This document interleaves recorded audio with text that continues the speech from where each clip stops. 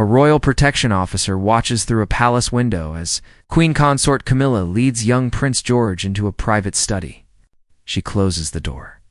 For the next hour, strange sounds come from inside. A child crying, adult voices raised in anger, something breaking. When George emerges, his face is red and tear-stained. The guard reviews security footage that night and sees something that makes him physically ill. By morning, he's written a resignation letter that will shake the monarchy to its core. The footage shows Camilla forcing the future king to do something so disturbing that the officer can't stay silent. What he reports will ignite a crisis that threatens to tear the royal family apart forever. Detective Sergeant Marcus Webb had served in royal protection for 14 years, the last 6 assigned specifically to the Cambridge family security detail. He had protected Prince William during sensitive overseas trips, had coordinated security for major royal events, and had been present during some of the most private family moments that few outside the immediate household ever witnessed. His record was impeccable, his discretion legendary among palace staff, and his dedication to the royal family's safety was beyond question, which made what happened on that Tuesday afternoon in October all the more devastating for everyone involved. Marcus had been assigned to internal security at Windsor Castle during half-term break when Prince George, Princess Charlotte, and Prince Louis were staying with their parents away from London. The assignment was considered relatively light duty compared to his usual responsibilities. Windsor Castle security was multi-layered and comprehensive, with minimal actual threats during family residence periods. Marcus's role was primarily observational, monitoring security camera feeds and coordinating with the larger protection team to ensure all protocols were being followed. The day started normally enough. The children had breakfast with their parents and engaged in various activities under the supervision of their nanny and tutors. Prince George, at 11 years old, was at an age where he was beginning to understand his future role, but was still fundamentally a child who enjoyed video games, football, and time with his siblings. Marcus had watched him grow up over the years and had developed the kind of protective fondness that many security personnel felt toward the young royals they guarded. Around 2 in the afternoon, Marcus noticed on the security monitors that Queen Consort Camilla had arrived at Windsor Castle.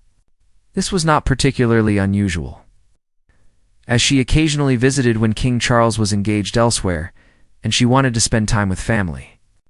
What caught Marcus's attention was that Camilla specifically sought out Prince George, finding him in the library where he had been reading, and requested that he accompanied her to a private study on the castle's 2nd floor. The private study in question was a small room that had historically been used for confidential meetings or private conversations. It was equipped with basic furniture and books, but was generally unused during family residence periods. Marcus noted the location and made a mental note to maintain awareness of how long the meeting lasted. Standard procedure when family members took children to unsupervised locations within the castle. 20 minutes into Camilla's private meeting with George, Marcus began to feel uneasy. Through the security camera system, he could see that the study door remained firmly closed. No audio was captured by the cameras in that corridor, as privacy protocols prevented recording of conversations in designated private spaces. But Marcus noticed something that troubled him. Camilla had specifically positioned herself in George in a way that avoided the camera sightline into the room when the door briefly opened. This suggested deliberate awareness of surveillance and desire to avoid observation. At the 40-minute mark, Marcus's unease intensified. A housekeeping staff member walking past the study reported via radio that she had heard raised voices from inside, which was unusual given that interactions with children were generally expected to remain calm and appropriate. Marcus made a note in his log about the report and continued monitoring. Just before the 1-hour mark, something happened that transformed Marcus's vague unease into active concern. Another staff member, this one delivering afternoon tea to a nearby room, reported hearing what sounded like a child crying inside the study. The crying was described as distressed rather than merely upset, the kind of sound that suggested genuine fear or pain rather than ordinary childhood tears over minor disappointments. Marcus faced a decision that would ultimately end his career and change his life. Protocol dictated that he should not interrupt private family meetings without evidence of immediate danger. but his instincts honed over 14 years of protection work and 6 years of specifically guarding children were screaming that something was wrong. He decided to position himself outside the study door, ready to intervene if necessary while not yet overstepping his authority by barging into a family interaction. When Marcus reached the corridor outside the study, he could hear muffled voices through the heavy door. He couldn't make out specific words, but he could distinguish Camilla's voice, sharp and insistent, and George's voice, younger and clearly distressed. There was the sound of something being moved across the floor, perhaps furniture being repositioned. Then there was a crash, like something glass or ceramic breaking, followed by a child's cry of pain or shock. Marcus knocked firmly on the door, announcing his presence as palace security and asking if everyone was all right. The voices inside stopped immediately. After a pause of perhaps 10 seconds, Camilla opened the door. Her face was flushed, her expression a mixture of annoyance and something Marcus would later describe as barely concealed panic. Behind her, Marcus could see Prince George standing near a corner of the room, his face red and tear-stained, his hands trembling visibly. Marcus asked again if everything was all right, his eyes moving between Camilla's forced smile and George's obvious distress. Camilla stated firmly that everything was fine, that she and George had simply been having a discussion about his royal responsibilities and the importance of certain protocols. She characterized George's tears as the natural response of a child being corrected for minor misbehavior. She thanked Marcus for his concern, but made clear that his presence was no longer needed. Protocol and hierarchy created an impossible situation for Marcus. Camilla was the queen consort, one of the most senior members of the royal family. He was security staff. Openly questioning her explanation or demanding to speak with George privately would be a serious breach of protocol that could end his career. But every instinct he had developed over years of protection work told him that something was very wrong with the scene. Before him, Marcus made a choice that balanced his professional obligations with his protective instincts. He acknowledged Camilla's statement but added that he would be informing Prince William of the disturbance as standard protocol when children under protection showed signs of distress. Camilla's reaction to this statement was telling. Her face hardened, and she stated explicitly that such notification was unnecessary, and that she would speak with William herself about the afternoon's activities. She essentially ordered Marcus not to report what he had observed. This direct instruction not to report a potential safeguarding concern crossed a line that Marcus could not ignore. He was trained specifically in child protection protocols, and those protocols were clear. Any sign of distress in children under protection needed to be documented and reported, regardless of who was involved in the incident. The instruction to remain silent about a child's tears and obvious fear was itself a red flag that suggested something inappropriate had occurred. Marcus returned to the security office, but could not shake his unease about what he had witnessed. He reviewed the security camera footage from the corridor outside the study, noting the timestamps of Camilla's arrival, their entry into the room, the reports from staff members about raised voices and crying, and the moment when George finally emerged looking shaken and upset. While the cameras didn't capture what had actually happened inside the study, they documented enough to establish that something significant had occurred during that hour. When George emerged from the study 40 minutes after Marcus's intervention, the boy's appearance was even more concerning than it had been when the door was briefly opened. His eyes were red from crying, his face was blotchy, he walked with the defeated posture of a child who had been thoroughly broken by an adult's harsh treatment. Most troubling to Marcus was that George avoided making eye contact with anyone and went directly to his room without seeking comfort from his nanny or parents, which was completely out of character for a child who normally had warm relationships with those around him. Marcus spent the rest of that afternoon wrestling with his professional and moral obligations.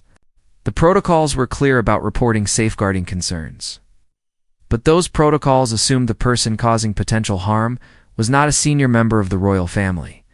The entire protection system was designed to guard royals from external threats, not to address situations where one royal might be harming another. Marcus found himself in uncharted territory where his training provided no clear guidance. By evening, Marcus had made his decision. He would report what he had observed to his immediate supervisor. and requests that the incident be escalated to Prince William's private secretary. The report would be factual and restrained, documenting what he had directly observed without speculation or accusation. He would describe the timeline of events, the reports from other staff members, his own observations of George's distress, and Camilla's instruction not to report the incident. The facts would speak for themselves. Marcus's supervisor, David Patterson, was a veteran of royal protection with 25 years of experience. David listened to Marcus's account with a face that grew increasingly grave as the details emerged. When Marcus finished, David asked several clarifying questions about exactly what Marcus had seen and heard, what other staff members had reported, and what Camilla had specifically said when instructing Marcus to remain silent about the incident. David's response to the report was cautious and deeply concerned. He acknowledged that Marcus had been correct to report the incident, given the child protection protocols they were all trained to follow. However, David also warned Marcus that making a formal report about the Queen Consort's treatment of a child would inevitably create a firestorm of controversy. Marcus's motives would be questioned, his observations would be challenged, and he would likely face significant professional consequences regardless of whether his concerns proved justified.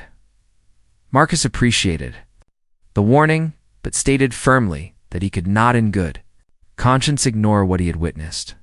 If George had been any other child showing the same signs of distress after an hour alone with an adult, and if that adult had specifically instructed security not to report the incident, it would automatically trigger a safeguarding investigation.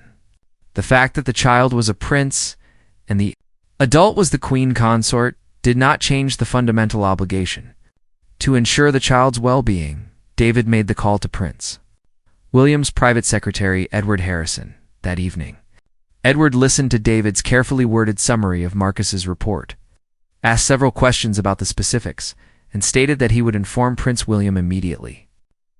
Edward thanked David for the professional handling of a sensitive situation and asked that Marcus prepare a detailed, written report documenting everything he had observed. The call to Prince William came while he was at an evening event in London.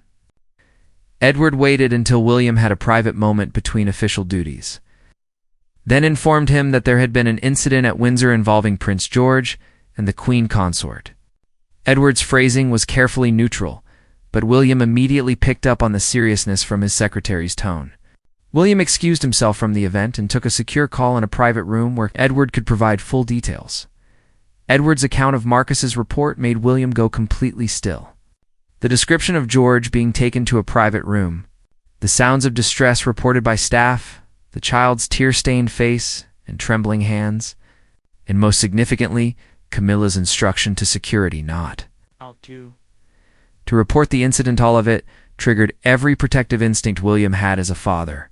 He told Edward to ensure Marcus's report was preserved and secured, to pull any available security footage, and to arrange for William to speak with Marcus directly first thing the next morning. William left the event immediately, making a brief excuse about a family matter requiring his attention. During the drive back to Windsor, he called Catherine and asked her to check on George without making it obvious that there was a specific concern. Catherine went to George's room and found him in bed, but still awake, reading a book with the determined focus of a child trying to distract himself from troubling thoughts. Catherine sat on the edge of George's bed and asked casually about his day. George's response was unusually subdued. He said his day had been fine, nothing special. When Catherine specifically asked if he had enjoyed his time with Camilla that afternoon, George's face closed down completely.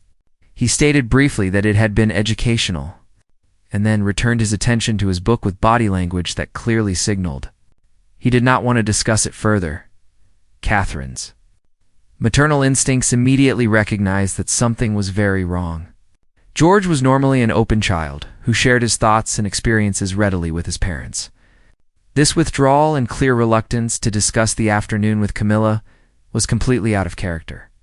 Catherine tried a different approach, asking if Camilla had said anything that upset him, or if anything had happened that made him uncomfortable. George's response was to insist that everything was fine, and to ask if he could please just read his book and go to sleep. Catherine reported this conversation to William, who by now was convinced that something serious had occurred during Camilla's private session with their son. William and Catherine made a joint decision. They would speak with George together the next morning in a calm, supportive environment where he would feel safe sharing whatever had happened. In the meantime, William would speak with Marcus to get a first-hand account of what the protection officer had observed.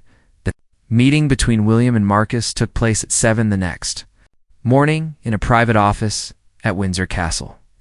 Marcus had prepared his written report overnight, a detailed document that carefully chronicled the timeline of events and his observations. William read the report in complete silence, his face growing increasingly tense as he absorbed the details. When he finished reading, William asked Marcus to describe in his own words what he had seen when he opened the study. Marcus's account was precise and professional, but clearly reflected his genuine concern for George's well-being. He described the child's red, tear-stained face, the trembling hands, the defeated posture. He recounted Camilla's flushed appearance and her immediate dismissal of his concern. Most significantly, he detailed Camilla's explicit instruction not to report the incident to William, a directive that Marcus said had immediately raised red flags given standard child protection protocols. William asked whether Marcus had any sense of what might have been happening in the room before he knocked. Marcus acknowledged that he could only speculate based on sounds reported by staff.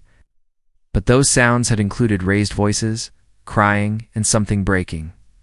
Combined with George's visible distress when the door opened, Marcus's professional assessment was that the child had been subjected to something that went well beyond appropriate discipline or correction.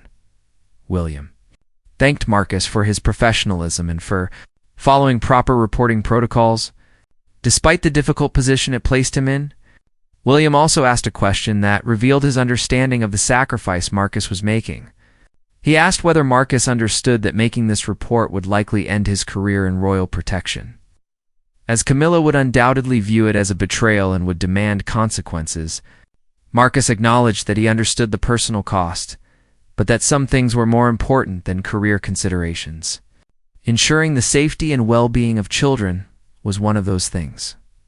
After the meeting with Marcus, William and Catherine sat down with George in their private family room.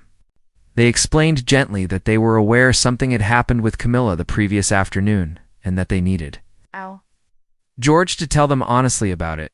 They assured him that he was not in trouble and that nothing he said would get him in trouble.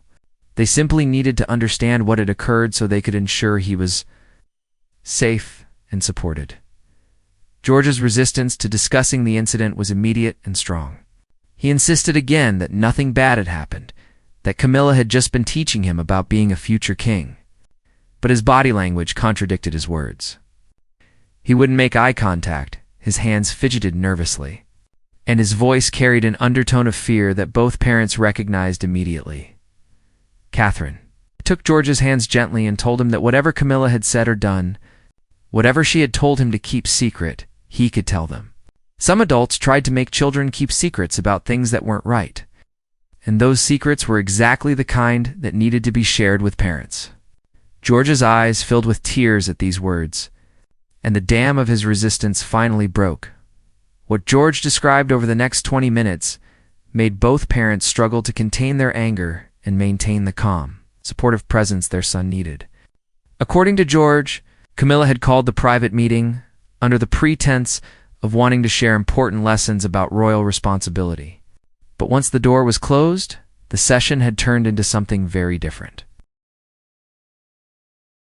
Camilla had spent the first portion of the meeting criticizing George's grandmother, Diana, telling the boy that his parents had filled his head with unrealistic stories about a woman who had actually been selfish, manipulative, and damaging to the monarchy.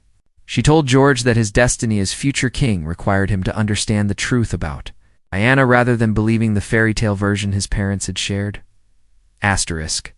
George described how Camilla had shown him photographs that she claimed revealed the real Diana, images that George said made his grandmother look bad or foolish. Camilla had provided a running commentary on each photograph, pointing out what she characterized as Diana's attention-seeking behavior, her alleged manipulations of the media, and her supposed failures as a royal and as a mother. The criticism had been relentless and cruel. designed to systematically destroy George's image of the grandmother he had been raised to admire and honor, but the attack on Diana's memory had been only the beginning of the session. Camilla had then shifted to criticizing George's parents, particularly his father. She told George that William was weak and overly emotional, that his obsessive devotion to Diana's memory prevented him from being an effective future king. She claimed that William's protection of Diana's legacy was actually hurting the monarchy, and that George would need to be stronger and more pragmatic when his time came to rule. George had tried to defend his father, which was when Camilla's tone had shifted from critical to actively angry. She had raised her voice, telling George that contradicting her was precisely the kind of disrespect that showed he had been poorly trained in how to receive instruction from senior royals. She told him that a future king needed to learn to listen and obey his elders, even when their lessons were uncomfortable. According to George, Camilla had then forced him to repeat back to her the criticisms she had made about Diana and William. When George refused, crying and saying he wouldn't say bad things about his grandmother and father, Camilla had become furious. She had grabbed George by the shoulders and physically positioned him in front of a mirror in the study, forcing him to look at his own reflection while she stood behind him.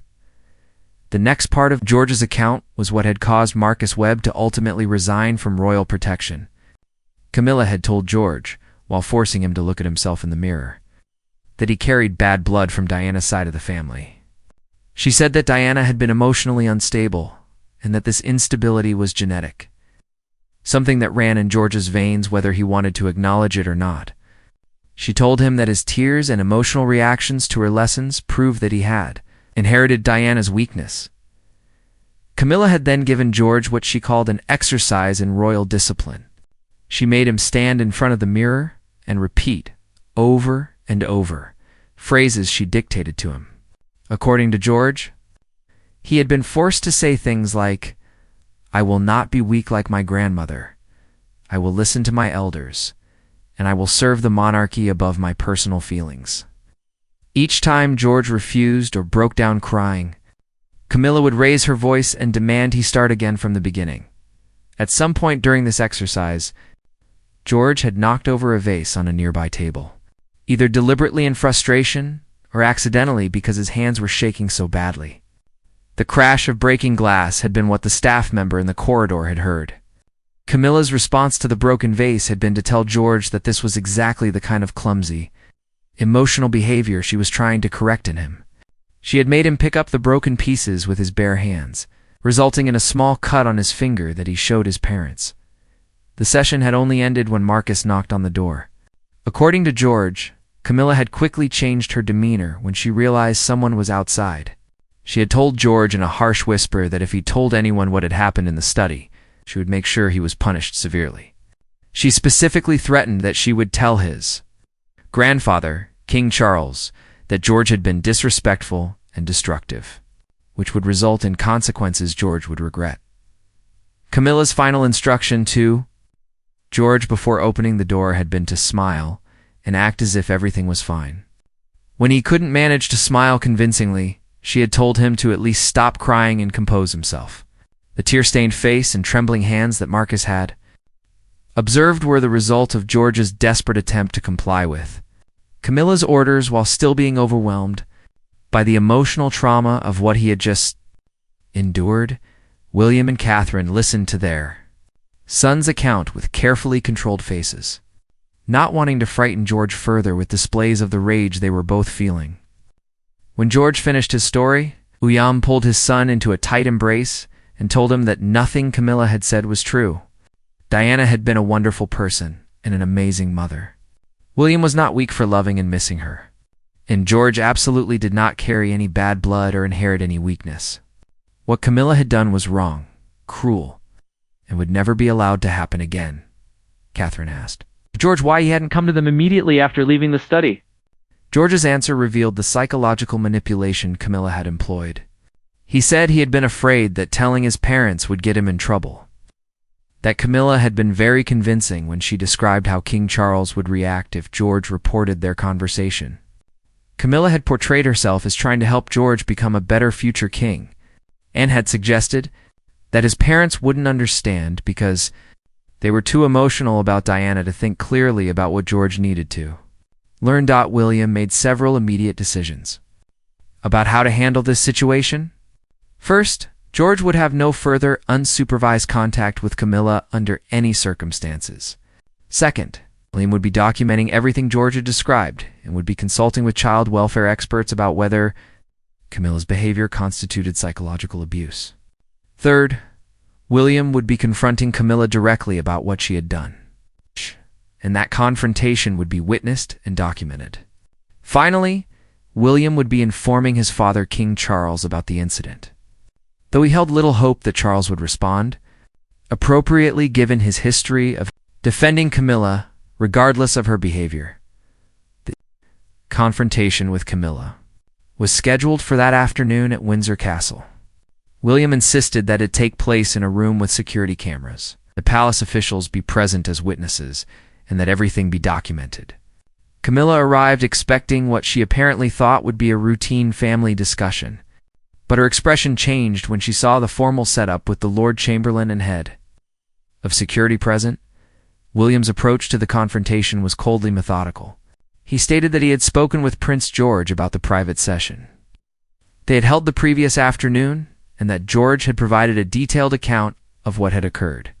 William wanted to give Camilla an opportunity to provide her version of events. Before he made decisions about consequences and next steps, he asked her to describe what had happened during her time alone with George in the study. Camilla's initial response was defensive indignation. She questioned whether William was seriously interrogating her about a private conversation with her step-grandson. She suggested that William was overreacting to whatever distorted account a child had provided. She maintained that she had simply been offering George's guidance about his future responsibilities, the kind of frank discussion that senior royals should be able to have with junior royals without interference. William listened to this without interruption, then provided a detailed summary of what George had described. He recounted the attacks on Diana's memory, the forced repetitions in front of the mirror, the claims about bad blood and inherited weaknesses, the physical positioning of a crying child, and the threats about consequences if George reported what had happened. He asked Camilla directly if George's account was accurate, or if she disputed any of the specifics. Camilla's response was to claim that George had misunderstood the nature of their discussion and had exaggerated her words because he was upset at receiving difficult truths. She acknowledged that she had shared her honest assessment of Diana's impact on the monarchy and that she had tried to teach George about the importance of emotional control for someone in his position. She denied using the phrase bad blood, but acknowledged that she might have discussed the importance of not repeating mistakes made by previous generations. William's response to these admissions was devastating. He pointed out that even by Camilla's own account, she had subjected an 11-year-old child to harsh criticism of his deceased grandmother, had questioned his emotional fitness for his future role, and had done all of this in a private setting specifically designed to prevent oversight or intervention. Whether or not she had used the exact phrase bad blood should clearly attack the child's sense of himself and his family in ways that were psychologically harmful. William then addressed the specific issue of Camilla forcing George to repeat phrases while looking in a mirror and her threats. It's about consequences if he reported their conversation. These actions, William stated, went beyond inappropriate guidance into territory that child welfare experts would classify as psychological abuse. The threats especially suggested Camilla's awareness that what she was doing was wrong and would be condemned if exposed. Camilla attempted to defend herself by claiming that teaching children to control their emotions and accept difficult truths was part of royal training, that previous generations had received much harsher treatment than what she had given George. She suggested that William's protective reaction was itself evidence that he was too soft and too influenced by Diana's legacy to understand what raising a future king actually required. This defense was Camilla's fatal mistake in the confrontation. By suggesting that William was too soft and too influenced by Diana, she essentially confirmed that her session with George has been motivated by hostility toward Diana's memory and resentment of William's continued devotion to his mother. she had not been trying to help George become a better future king, but rather attempting to poison the child's view of his grandmother and undermine the values his parents were trying to instill. William's final statement to Camilla was delivered with controlled fury. He told her that she would have no further private contact with any of his children under any circumstances. She would not be permitted to be alone with George, Charlotte, or Louis if she attended family functions where the children were present. There would always be other adults present to supervise all interactions. These restrictions would remain in place indefinitely, and any attempt to circumvent them would result in Camilla being excluded from family events entirely. Furthermore, William stated that the incident would be formally documented and that copies of the documentation would be held by palace officials, his legal representatives, and child welfare authorities. If any similar incident occurred in the future involving Camilla and any child, this documentation would establish a pattern of behavior that would have serious legal and institutional consequences. William made clear that he was not making idle threats, but rather establishing a formal record that would protect his children and any other children who might be vulnerable to Camilla's inappropriate behavior. Camilla's response was to threaten her own consequences. She stated that she would be informing King Charles of William's accusations and restrictions, and that Charles would not tolerate his son treating his wife with such disrespect.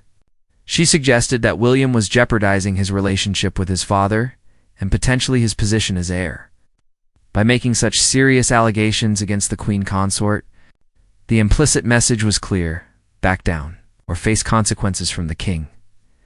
William's response demonstrated that he had anticipated this exact threat.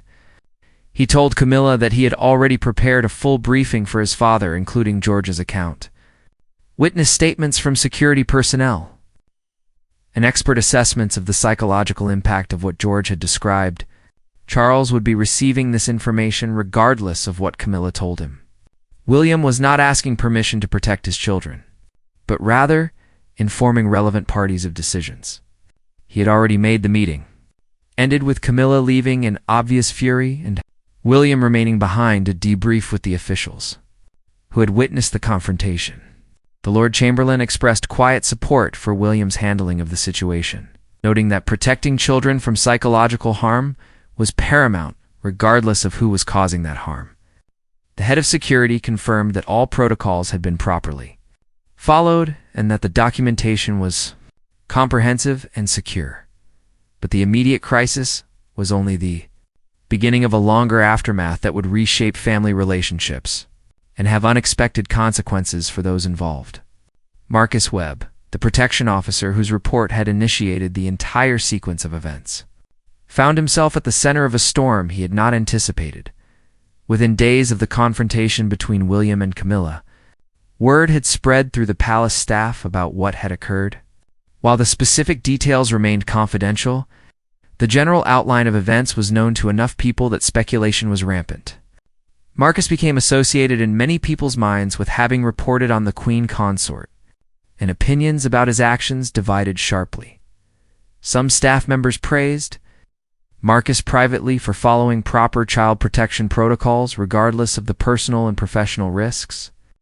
They saw him as having done exactly what training and ethics required, putting a child's welfare above considerations of hierarchy and politics. But others viewed him as having overstepped his position, suggesting that he should have found ways to address concerns without formally reporting on such a senior royal. These critics argued that Marcus had created a massive family crisis that could have been avoided with more discretion. The pressure on Marcus intensified when Camilla began making her displeasure known through various channels. While she could not directly retaliate against a protection officer without revealing her own role in the incident, she made it clear to palace officials that she viewed Marcus's report as a betrayal of trust and an inappropriate intrusion into family matters. The implicit message was that Marcus's continued presence in royal protection was unwelcome. Marcus found himself increasingly isolated within his professional community. Colleagues who had previously been friendly became distant, uncertain about whether association with him would damage their own careers. Assignments became more limited, and less prestigious. The message was clear, even though never explicitly stated. Marcus had become a liability to the royal protection system by making powerful people uncomfortable. 3 months after the initial incident, Marcus submitted his resignation from royal protection. His letter was professional and restrained, citing personal reasons for his departure, thanking the service for the opportunities he had been given over 14 years. But those close to Marcus knew that the decision had been driven by the impossible position he found himself in after doing exactly what his training and conscience had required. William learned of Marcus's resignation and immediately requested a private meeting. When they met, William thanked Marcus again for his professionalism and his courage in reporting what he had witnessed. William acknowledged that the cost to Marcus's career had been unfair, and offered to provide references and support for whatever Marcus chose to do next.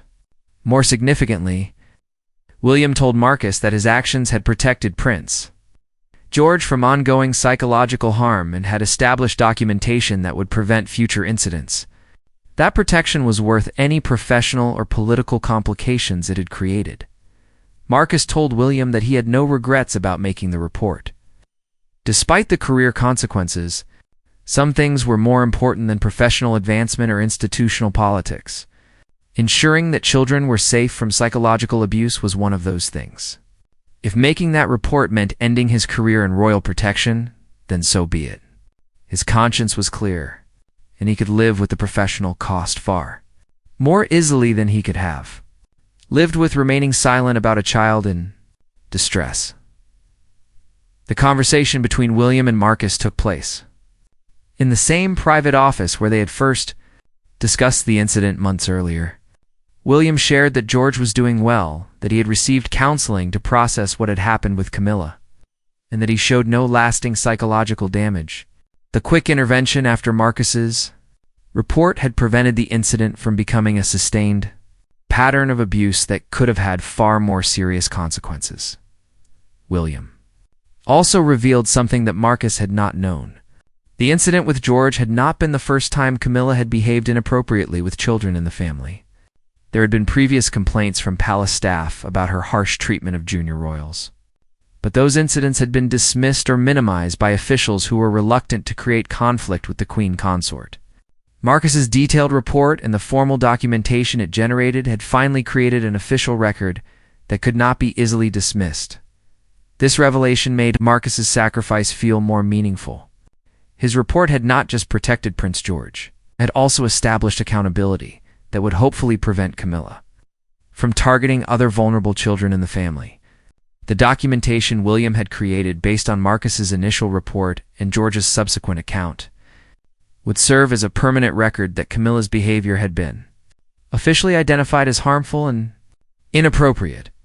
The relationship between William and his father, King Charles, had been William's response to his father's defense of Camilla had been to provide the full documentation, including George's detailed account, witness statements from staff, and professional assessments from child welfare experts who had reviewed the case. Charles could dismiss William's concerns as those of an overprotective father, but he could not dismiss multiple independent professionals all reaching the same conclusion that Camilla's behavior had been psychologically harmful. The confrontation between father and son over Camilla's treatment of George became one of several breaking points in their already complicated relationship. William made clear that protecting his children from psychological abuse was non-negotiable. Even if the person causing that abuse was his father's wife, Charles's continued defense of Camilla despite documented evidence of harm to a child demonstrated priorities that William found impossible to respect. The formal restrictions on Camilla's contact with William's children remained in place and were actually strengthened over time. Camilla was not permitted to be alone with any of the children under any circumstances. At family gatherings, designated adults were assigned to ensure that interactions between Camilla and the children remained appropriate and supervised. These restrictions were enforced with the same rigor as security protocols, making it clear that protecting the children was treated as a serious operational requirement rather than a mere preference. George himself showed remarkable resilience in recovering from the incident. The counseling he received helped him understand that Camilla's attacks on Diana's memory said more about Camilla's own insecurities than about any truth regarding his grandmother. George learned to recognize psychological manipulation and to understand that adults who tried to make children keep secrets about harmful treatment were acting wrongly regardless of their position or relationship. The incident became a defining moment in George's young life, teaching him lessons about power, abuse, and the importance of speaking truth, even when doing so was difficult or scary. William and Catherine used the experience to have broader conversations with all their children about appropriate adult behavior, about trusting their instincts when something felt wrong, and about the certainty that they could always come to their parents regardless of what any other adult might tell them. For Marcus Webb, life after royal protection took unexpected turns. His resignation became known in security and protection circles. The basic outline of why he had left became an open secret among professionals in the field. Rather than damaging his reputation, his principled resignation actually enhanced it in many quarters. Security firms and private protection agencies saw him as someone who would prioritize client safety over political considerations, which was exactly the quality that high-profile clients needed in their protection personnel. Marcus eventually found work with a private security firm that specialized in protecting at-risk children and families, escaping abusive situations. His experience in royal protection gave him unique insights into how power and privilege could shield abusers from accountability. And he used those insights to develop better protocols for identifying and documenting abuse in high-status families. In a strange way, the end of his royal career became the beginning of work that was even more meaningful and aligned with his core values. Years later, when George was older and able to understand the full context of what had happened that afternoon with Camilla, William told his son about Marcus Webb's role in protecting him.